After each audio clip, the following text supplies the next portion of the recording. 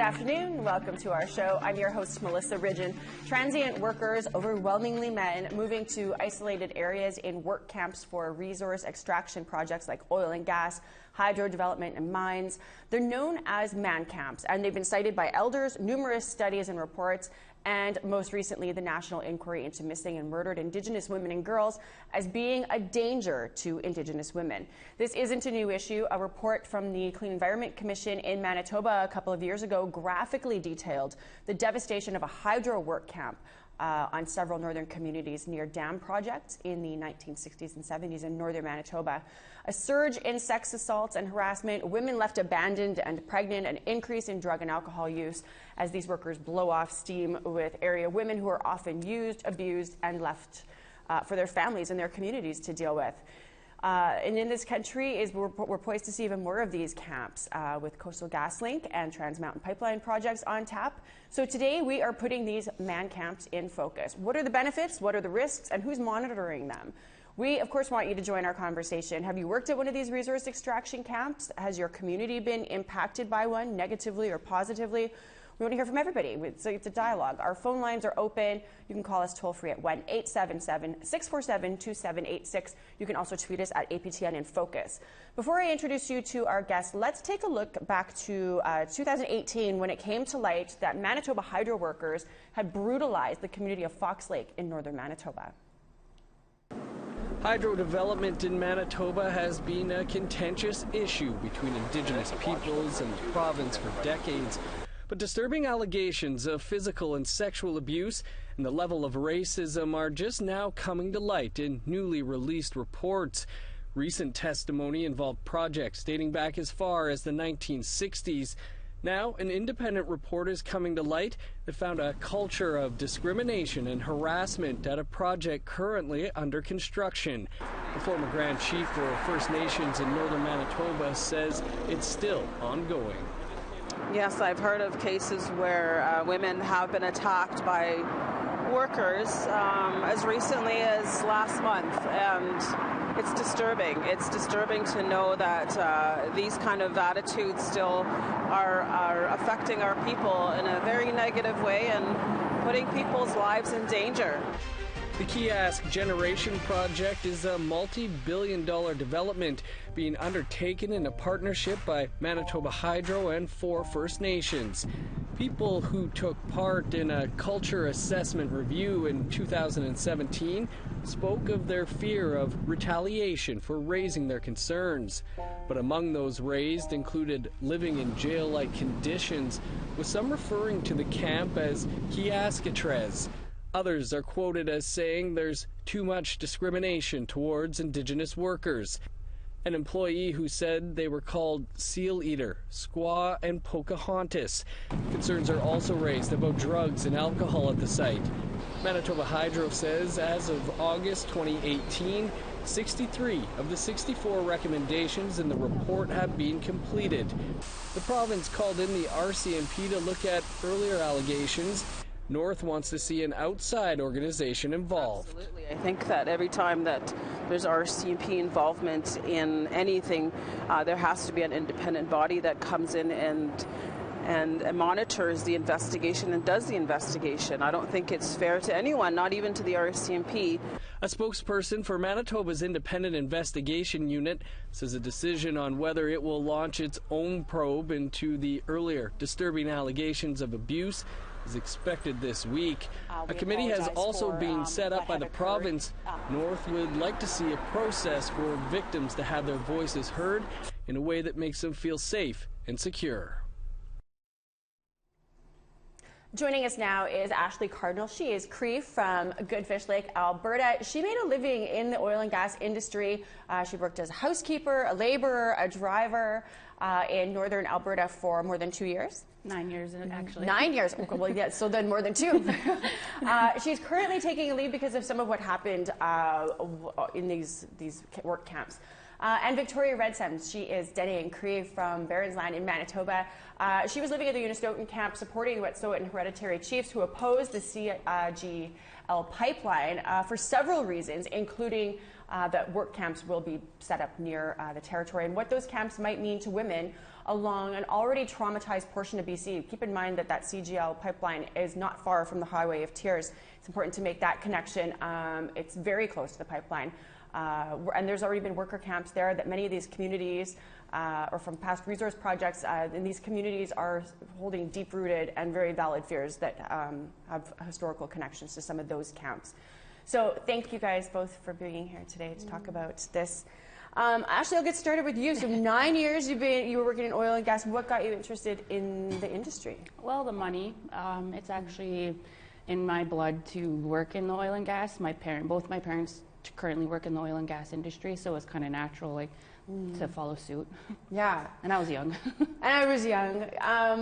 So give us an idea what these worker camps are like, because a lot of people, you can't even visualize what, I mean, we've got some pictures back here, but what's it like to live in? What do they look like? What sort of amenities do they have, if any?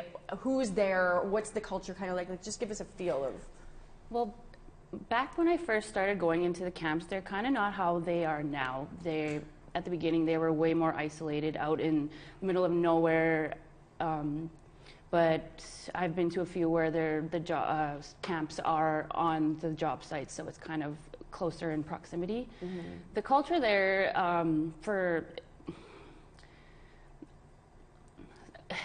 it's hard to say because it's mixed.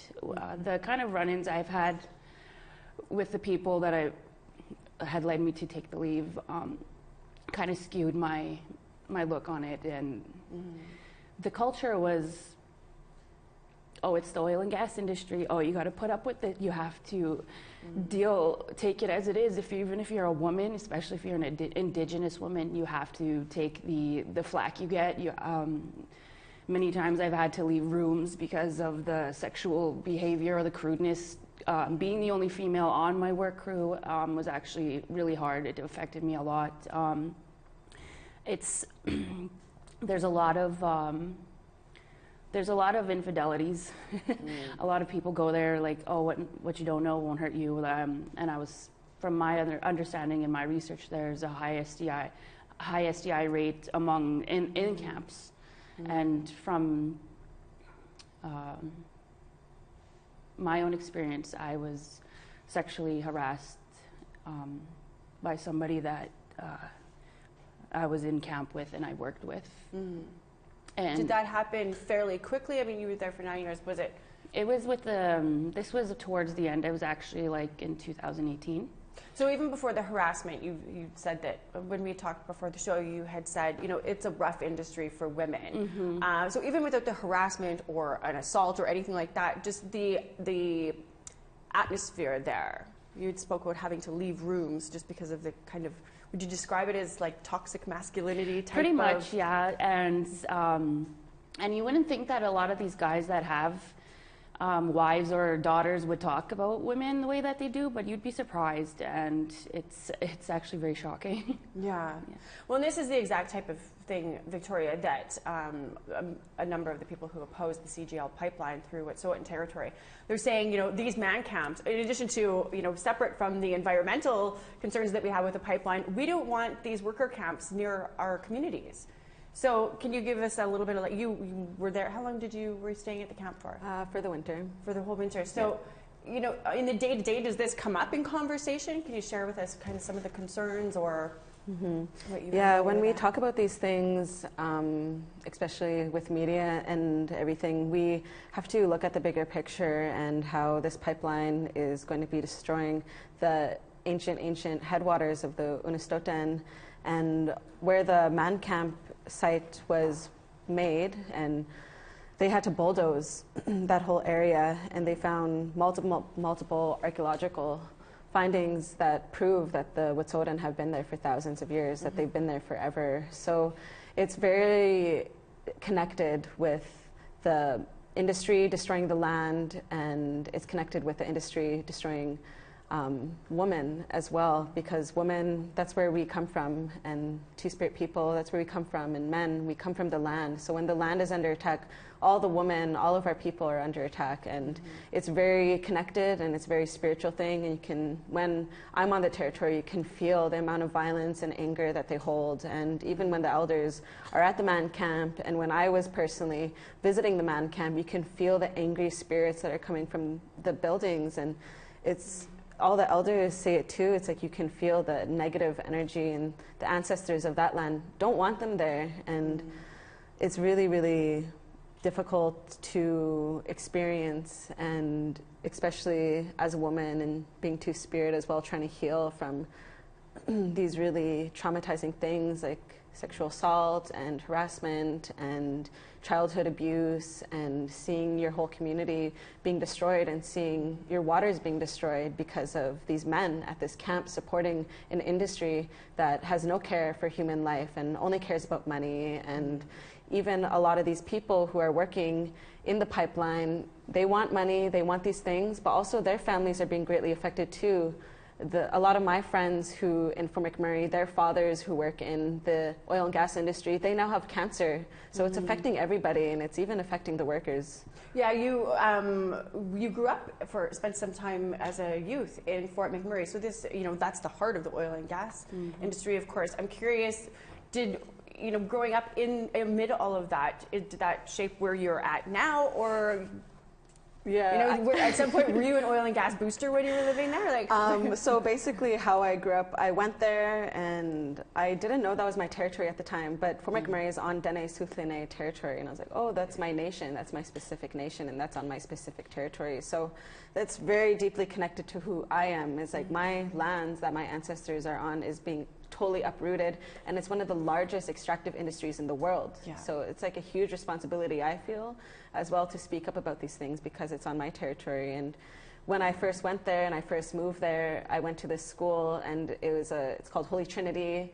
You can look it up. It's a Catholic school, and it's the cross, and it's funded by, right beside the cross, it has Suncor and Syncrude. So it's like this Catholic school that is funded by oil and gas industry that is training young children, Indigenous children, to work in the oil and gas. And there was no family day or anything. It was oil and gas day. And we went to the we went to the tar sands museum, and we were like, I did that too. There's museums like that are tar sands, and I learned every single process of oil and gas and bitumen. How great it is. And how great it is, how innovative, how eco-friendly it is, how amazing it is, and how glorified it is. But now that I know, how do you go from that to you now? Like, I'm now a little side note off of the man camps thing. I'm curious about your transformation. How did this happen? Yeah, so well, during all that time, we were living with a man who's very abusive. He worked in Suncor. He was an oil exec. Every time he would hire someone new, he would get a $2,000 bonus. So they're training people to like value human wealth and like human material things over like being human. So I witnessed that, and I witnessed my mom being abused, like it was just really, really difficult upbringing to be in that kind of environment where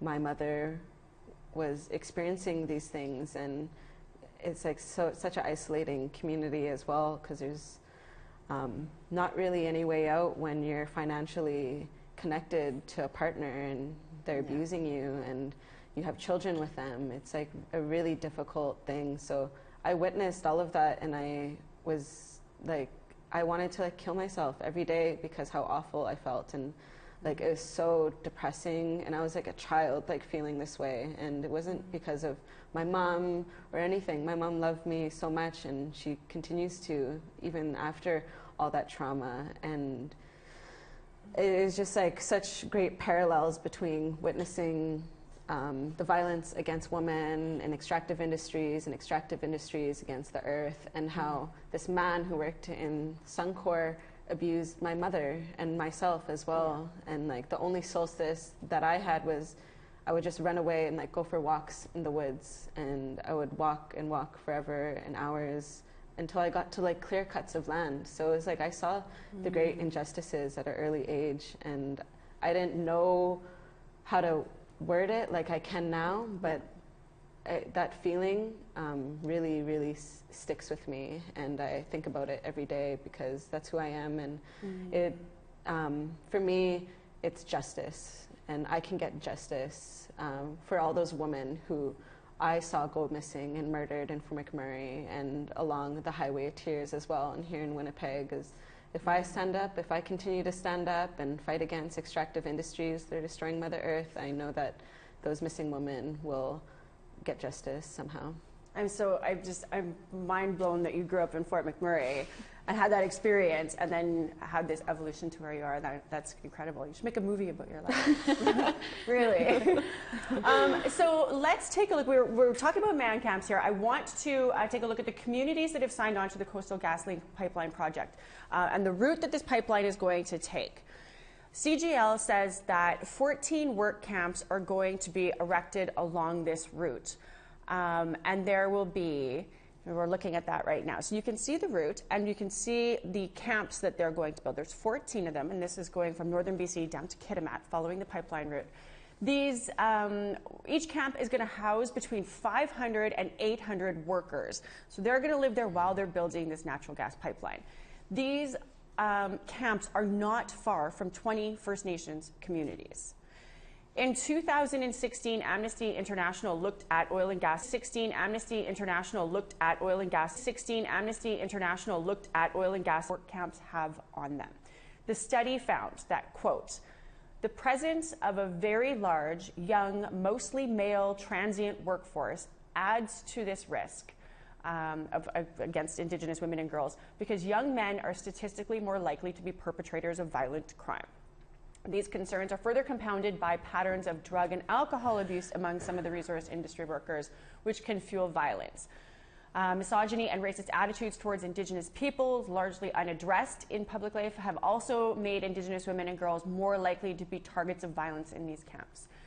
So that was a report by Amnesty International. Most recently, we have this missing and murdered Indigenous women and girls inquiry, and in that final report, they reiterated several times the danger of these camps. One quote is that there is substantial evidence of a serious problem demonstrated in the correlations between resource extraction and violence against Indigenous women and girls, and the work camps or man camps associated with these projects are implicated at higher rates of violence against the Indigenous women in the camps and the neighboring communities. Excuse me. The MMIWG report cited a mountain of abuses against Indigenous women in northern Manitoba, which we'd seen earlier in the show, that were associated with the hydro development in Manitoba in the 1960s. So, of course, some in the industry, and our social media has been full of this, say that the horrors of these man camps are mainly in the United States and that, quote, activist types are just unfairly painting these work camps, like you, are unfairly painting these camps with an unfair brush. So our social media pages were filled with these workers, a lot of their wives, saying that these men go to these camps, they work incredibly long days, they eat, they shower, they sleep until their rotation allows them to go home to their family. They take their pay with them, they're not spending money or time outside of the camps. They pose zero risk to anyone, much less local women or the few women who work at these camps. Ashleigh will talk about that too. There's a lot of comments that I want to share with you guys. It was a popular kind of topic on social media for sure, with a big division of what people believe that these camps do. Ashleigh, I want to talk to you. So, you had said earlier, people might believe that, husband, how he goes to these camps and he's perfectly behaved, and that's not necessarily your experience. And to be fair, but would you say, is it all men? Is it all of the workers there? No, it's not everybody. There are the select few people that ruin it for everybody else, as you know. Yes. So. Do you, within the camps, because this isn't new, people have been talking about these man camps and the dangers that they pose to Indigenous women, or really any women who are in the area.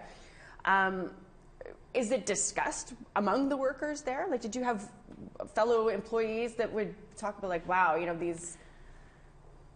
Well, the case that happened with me, there were witnesses to my sexual harassment, and the attitude is like, oh, that's just how he is. That's just who he is as a person, and then that kind of dismisses like what happens to to somebody when that it's accepted. Yeah. Did you have allies? Like, did you find supports in there? Were there people who wanted to go to bat for you? Would you see men stand up to other men when people were making misogynistic remarks? Or I was the only one that actually stood up and started making it aware that it made me uncomfortable. But for the most part, it's kind of I'm not going to say the company that I worked for, but it was kind of a collective attitude to let it happen. That's how everybody spoke. And yeah, it's a man's world. Unfortunately. Right. Yeah. Yeah. Did you see, because there was other women that were working there as well, did you see this? How did they deal with it? You made an interesting comment about how some women almost become part of the problem as a defense mechanism. That actually shocked me, because I had worked with this girl, and here I thought, hey, I made a new friend, because I was the only girl on the crew for a really long time, and they had brought another female, and it was awesome. We got along really well, and then she started going along with the jokes, talking, sexually objectifying women as well, kind of making it okay. And then I started feeling a lot more isolated from that as well. I felt by myself in that situation, because it was. Well, you finally had one. You know, there's one other woman there. It's like, oh, I have at least somebody else, and actually, then to for see. real, I thought that this person, she would have been on, female empowerment to female, but that wasn't the case. I guess you can't really fault somebody for if that's how you deal with it, right? You're surrounded by this, and you get that everyone for themselves, and it's like, what's the best way for me to not be targeted by this kind of mass? And it's I can see how it happens. Okay, we got to take a break. That's not even the end of what happened to Ashleigh during her time working in these man camps. We'll get to the rest of her story when we come back. And you guys had a lot to say on this topic, so we will get to that when we come back after the break. And what about the pipeline company? We're not the only ones who've read the reports about the collateral damage of some of these man camps. What do the companies have to say about it? We will get to them when we come back. Stay with us. Join our conversation now. Call in toll-free at 1-877-647-2786. Like us on Facebook on our APTN News page. Follow or tweet us at APTN InFocus. And send your thoughts to infocus@aptn.ca.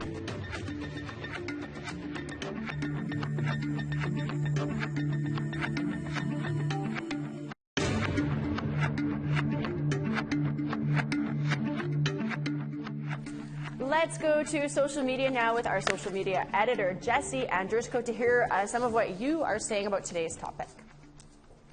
Thanks, Melissa. We put a poll on Facebook asking, do you believe man camps are dangerous to women? With 10,000 respondents, 35% voted yes, 65% voted no. We also got a lot of feedback. Colton said, been in camps for years, and I'm pretty sure there is nothing threatening about it. Sheila commented, it's more accurate to say that say it's the man as opposed to the camps that are still the most dangerous for women. Jordana said, the violence doesn't take place inside the camps. It takes place near the camps by the people living in the camps. Kevin said, most camps have security and are actually really safe. Sylvia commented, I don't know where the idea that man camps are dangerous came from. I'm a woman and I have worked in man camps and firsthand can tell you that most camps have 24-hour security guards on site. Lisa said, I am in one right now as I'm reading this and feel safe. Safer than my home in the city, in fact. And lastly, from Gil on Facebook, happens in all types of workspaces. To pin the behavior just on people staying in camps does nothing to address the bigger issue. If you'd like to add your opinion to our topic of conversation, here's how. Join our conversation now. Call in toll-free at 1-877-647-2786. Like us on Facebook on our APTN News page. Follow or tweet us at APTN InFocus. And send your thoughts to infocus@aptn.ca. We are talking about man camps, the work camps that are set up to house workers in remote locations who are working on resource extraction and mining projects. Joining me in studio now is Ashleigh Cardinal, who has worked in remote camps for 9 years, and Victoria Redsun, who was living at the Unistoten camp supporting the Wet'suwet'en hereditary chiefs who oppose the pipeline for multiple reasons, including that these work camps would be set up in their territory. Amnesty International, the MMIWG final report, numerous studies from community and testimony from community members themselves. Lots of red flags have been raised about how these camps are dangerous to women in the area, often Indigenous women and girls. Coastal GasLink, of course, the CGL pipeline that is planned for northern BC, they plan to build 14 of these camps along the pipeline route through northern BC, not far from the Highway of Tears, where, of course, dozens of Indigenous women have gone missing or been found murdered. So this is a very real and raw issue for First Nations communities in the region. And for Ashleigh, too, who's been, we'll get back into Ashleigh's story a little bit more, but it's a raw issue for you, too. She's been out of this industry for just a couple of weeks. So let's get to, we have a caller, Francine, I understand, is on the line from British Columbia. Francine, are you there? Yes, I'm there. Hey, Francine, thanks for calling. Did you have a question or a comment? Yes, I have a comment. All I want to say is I'm ashamed of the white people. I am white. Oh. Well, we're not ashamed of you, Francine. We appreciate that you've called. Why are you ashamed? Well, I'm saying I'm really proud of you guys that you're finally fighting for all that stuff that's happening. I would say the bad word, but I won't. And the only thing is that you talk about it and you have witness, but it's not enough. You need proof. So what I would do if I were you in all these camps is all the Indigenous people that are around them, they should equip themselves with hidden cameras. You need proof. You know, if you have hidden cameras in all the camps, people working for you, and then you take all these proofs, and then you can go to court. Well, and it's not just what happens in these camps. It's oftentimes what these workers do leave the camps. Oftentimes, yeah, I know what happens in the towns, the little towns that you guys live in, and all that. I know that they're terrible. Yeah. I've heard a lot about it. Yeah, and it's terrible to treat women that way.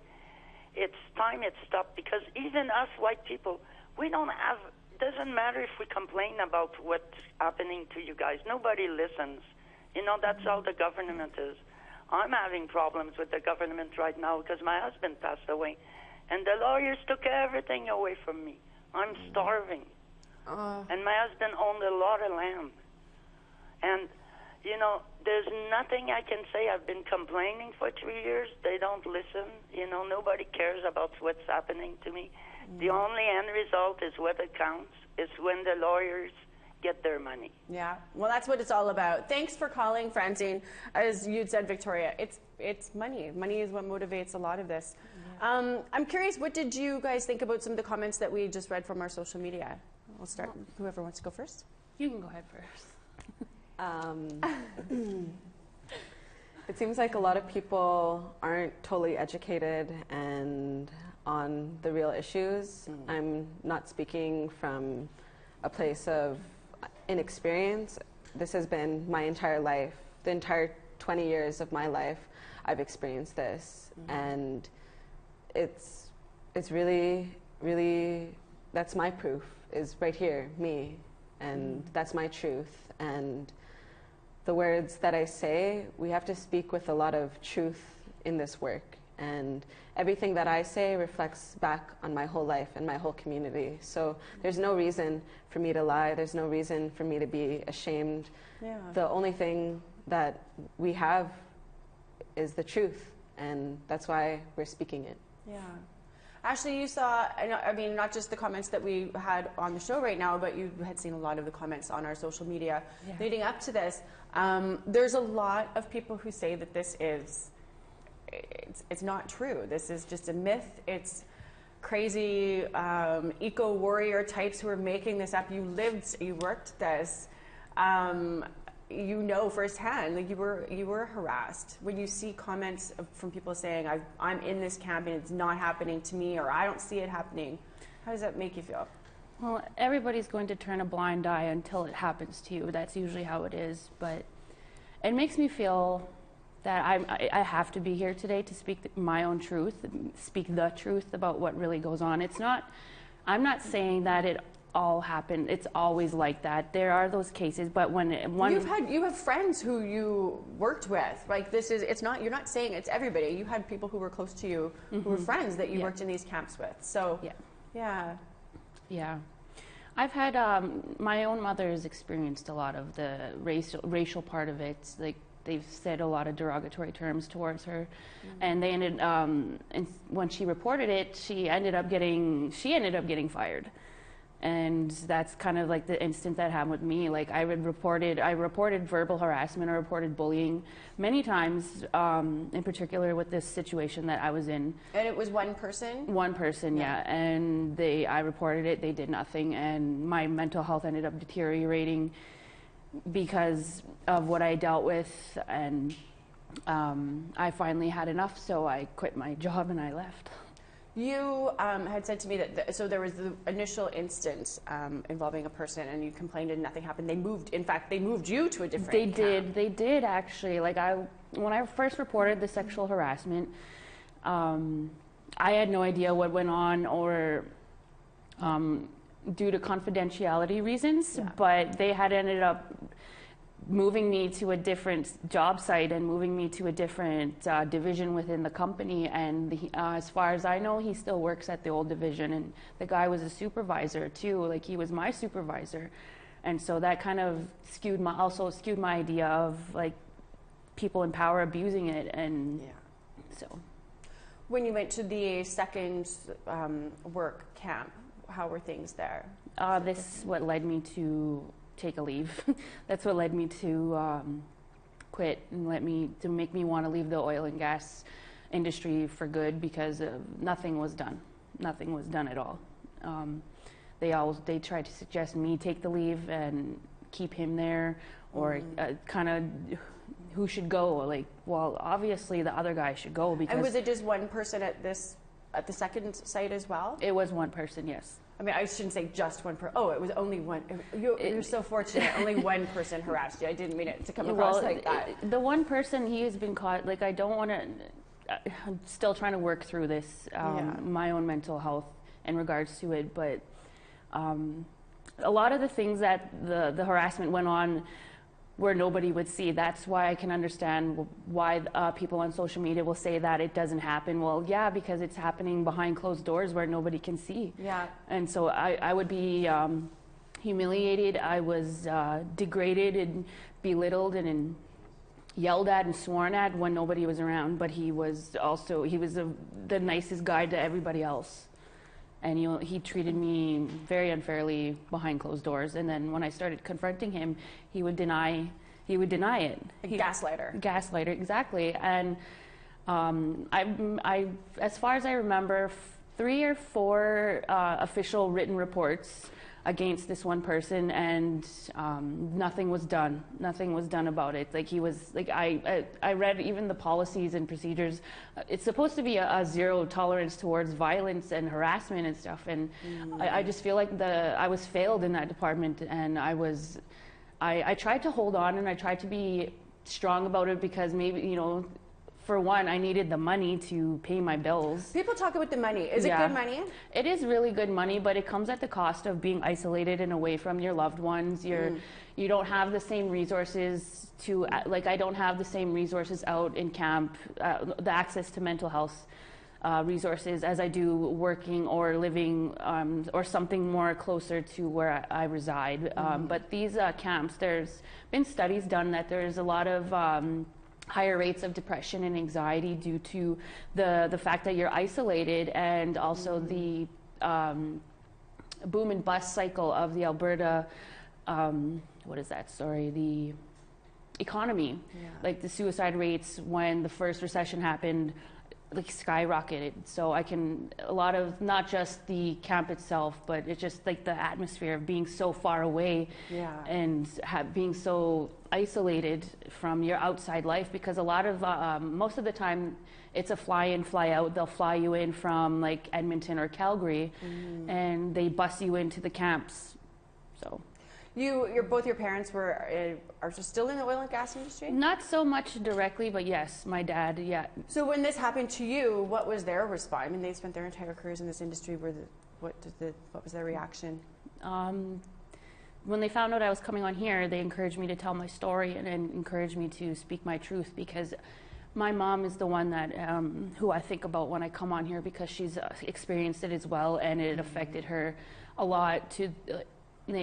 A lot.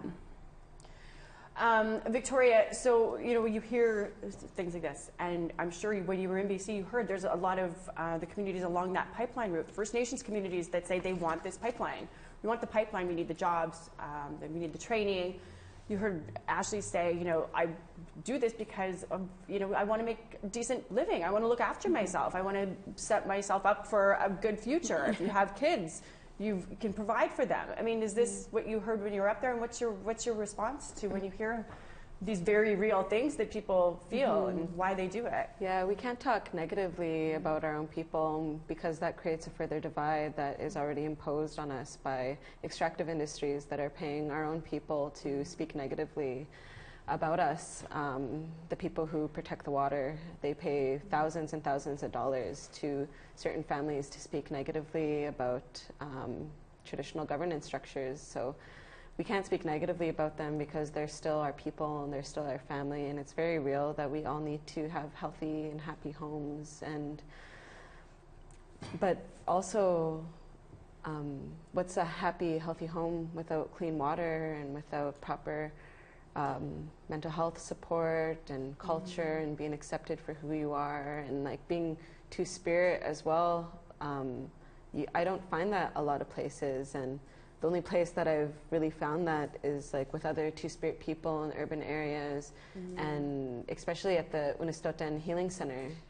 That's right on the road to get up to 9A, the man camp site. And we were doing, there was an access protocol agreement between Unistoten and CGL, and I had to do like bridge shifts and stuff and watch them come in and out of the territory.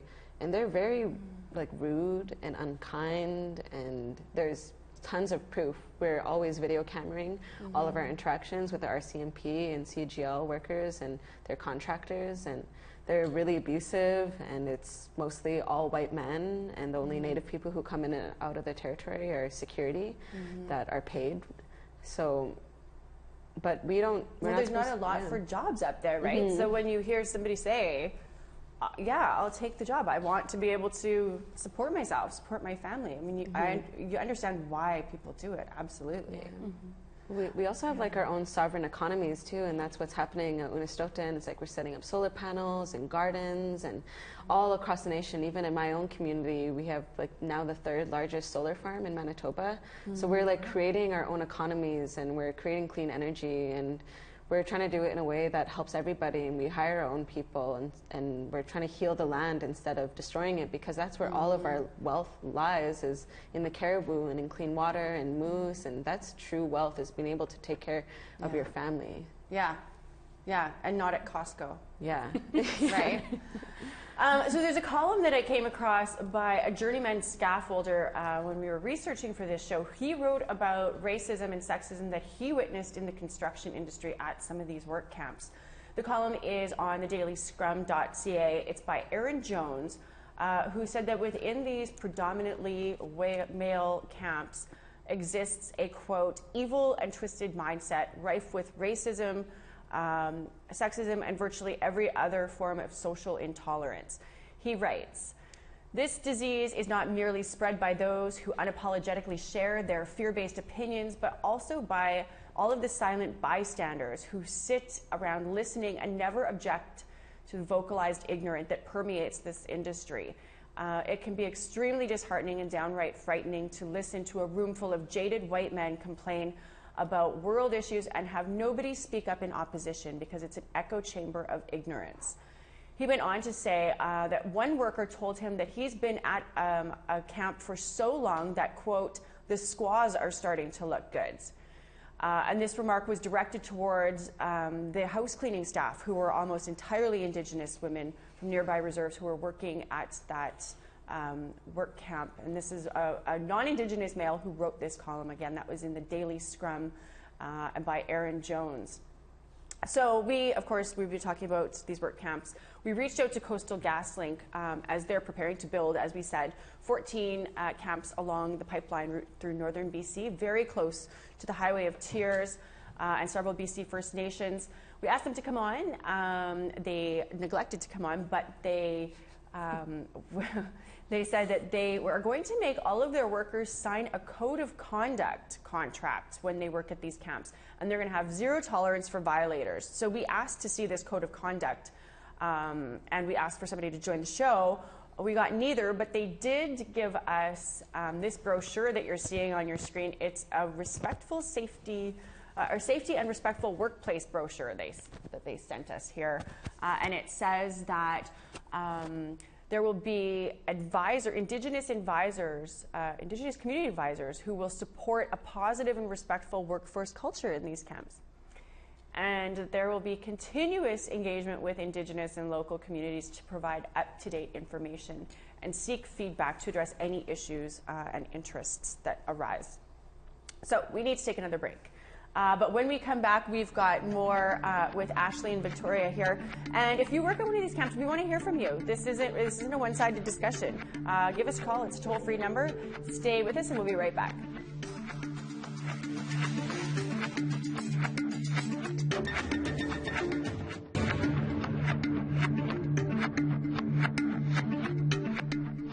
Welcome back. We are talking about worker camps, also known as man camps, what dangers that they pose to women in the area or women who work there. We've heard a lot about toxic masculinity in some of these camps. This is from Ashleigh Cardinal, who joins us, who's worked there, but also we just read about, just before the break, we heard a columnist, a non-Indigenous man who worked in these camps for 30 plus years. He talked about the toxic masculinity that he witnessed while he was there.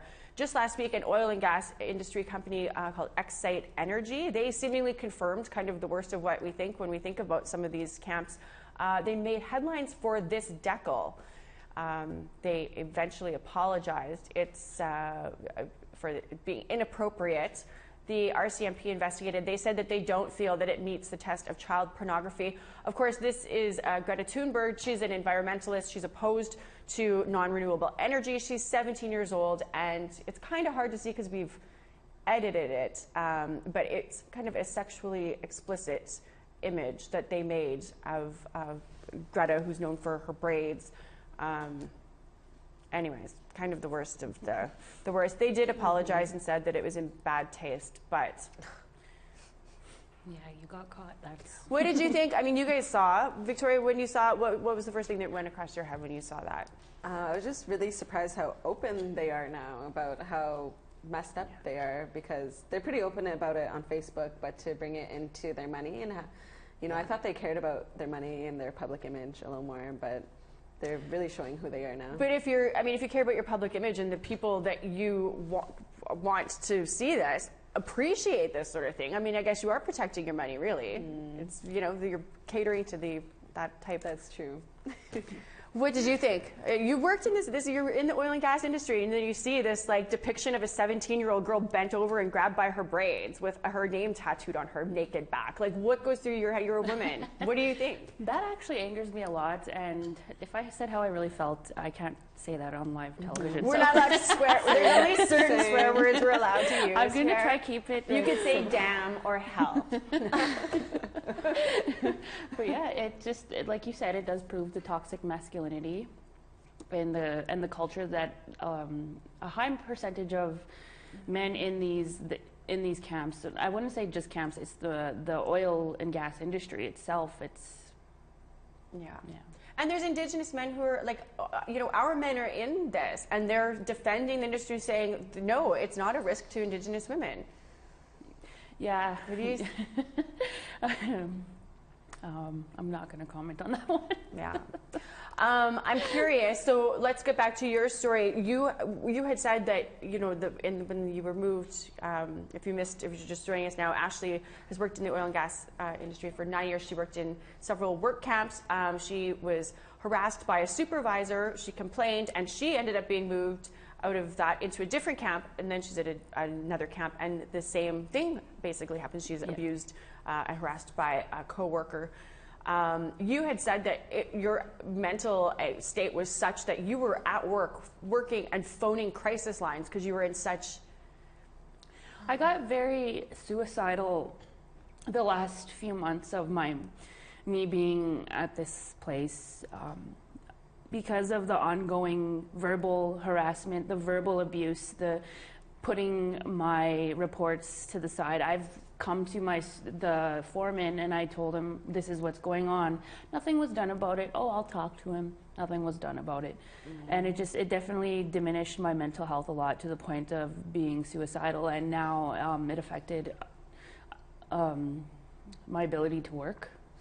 My ability to want to go back to work. You've taken some time off. Yeah, I'm actually just on the end of leaving. I've only been out of the situation for about 3-4 weeks now, so it's still pretty fresh. And yeah. Are you going to go back to this industry? Right now, I don't feel like I want to. What are you going to do? Probably tune into something that he's like, I'll go with her. With me. I'll fight for injustice. Yeah. Nope. No real plans to go back. I don't want to. I feel like that's not my place in the world anymore. Like when I was young, it was always about money, and as I got older, as my all like that. That's how we're raised. Yeah, it's like you need money. I'm 30. Like a good life comes from money. You have to have money so you can live well. We're all told that. Yeah, and after I started making the decision that I finally had enough, money is just not enough for me anymore. Especially not at the cost of your mental health. I'm actually starting to feel a little bit better, but these last few months have been complete up and down mentally.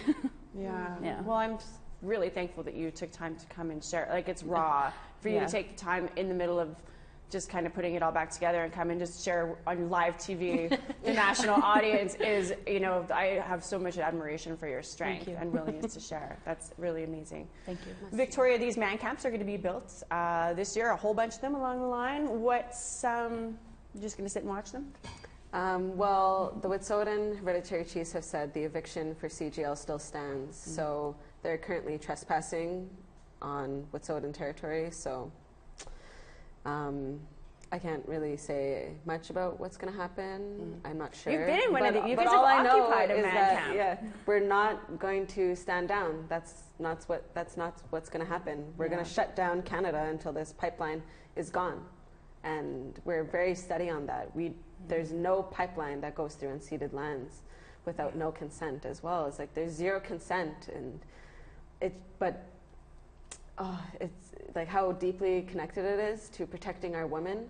When we were raided at Unistoten camp, we set up so many red dresses with the initials of missing women's names on there, who were on the Highway of Tears and who were in that area. And which is right by where we're talking about. For people who haven't put two and two together, the Highway of Tears and this pipeline are it's the same region. It's just 66 kilometers off of the Highway 16. And so watching the RCMP and CGL workers take down the dresses showed what they think about missing and murdered Indigenous women and girls and Two-Spirit people. They have no regard for our lives. That had to have been hard to and like from hearing your story as well, from your story not being respected and your truth not being respected, I can't even imagine like being in that specific situation as well, because that is like one of the purest things of genocide is like your life as a Native woman not even being respected for who you are. And like even myself, like being forcibly removed from the territory, singing and drumming and being peaceful is like helicopters flying all around me and dogs just for being Dene, just for being a youth, you know? It's like it shows what they really think about Indigenous people in this country. Sorry. Okay, we are all out of time. This show goes by way too fast, as I told you guys. Thank you at home for joining us today as we put man camps and the broader industry in focus. Thanks to our guests, Ashleigh Cardinal and Victoria Redsun, of course, for joining us, to all of our viewers. This episode is going to be available for a download as a podcast on our website, aptnnews.ca/podcast, if you want to listen again or share with someone. I'm Melissa Ridgen, and I'll see you back here next week. Have a great day.